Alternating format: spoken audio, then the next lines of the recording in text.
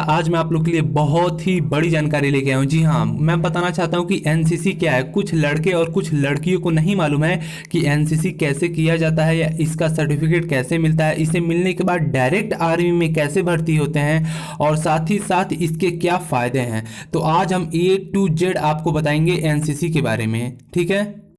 सबसे पहले मैं ये आपको बताऊंगा कि यदि आपने अब तक एनसीसी नहीं किया है तो उसे कैसे एनसीसी आप ज्वाइन कर सकते हैं और एनसीसी का सर्टिफिकेट लेके डायरेक्ट आप लड़के हों चाहे लड़की हों आर्मी में कैसे भर्ती हो सकते हैं और इसकी जो स्पेशल एंट्री भर्ती आती है वो कब आती है, कितनी पोस्ट होती है, सारी बात हम बताएंगे कि एनसीसी है क्या, क्लास 9th पास, 10th पास, 12th पास, ग्रेजुएशन पास, कैसे मिलता है, एनसीसी का फ़ायदा क्या है, एनसीसी होने से डायरेक्ट भर्ती कैसे होते हैं।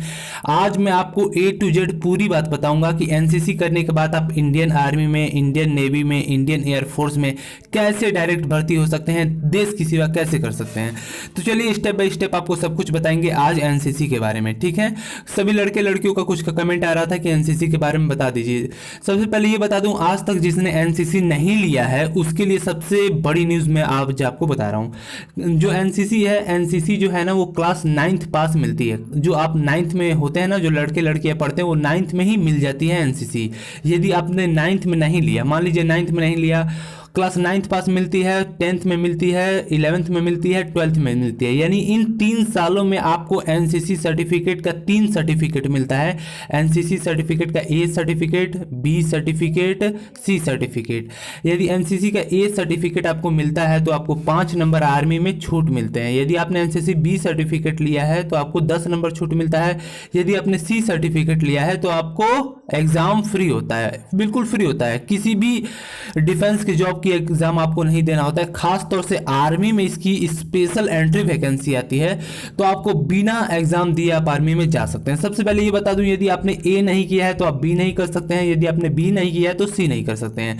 शुरुआत ABC से करनी रहती है। और अब सबसे बड़ी बात यह है कि जिन लड़के लड़कियों ने अगर 12th तक एनसीसी नहीं किया है वो चाहते हैं कि उसके बाद एनसीसी करना, उसके बाद ही एनसीसी होता है। आपने ग्रेजुएशन का नाम सुना होगा जिसे BA कहते हैं, बैचलर ऑफ आर्ट या BSc, ठीक।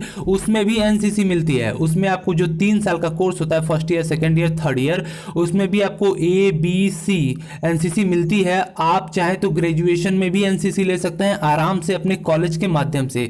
साथ ही साथ इसकी डिफेंस में क्या फायदा है मैं आपको वो बताऊं।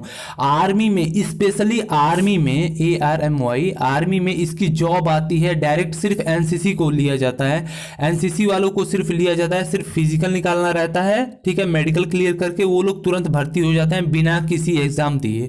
साथ में SSB का हो गया, जो भी आपको एग्जाम देना होता है, CDS का जो भी आपको एग्जाम देना होता है उसमें भी आपको भारी छूट मिलती है। एग्जाम ना के बराबर होता है, एग्जाम बिल्कुल नहीं देना पड़ता है, उसमें भी डायरेक्ट आपको भर्ती ले लिया जाता है। साथ ही साथ आपको बता दूं कि इसकी जो स्पेशल एंट्री मैन वुमेन की आती है वो उसकी एज लिमिट क्या होती है।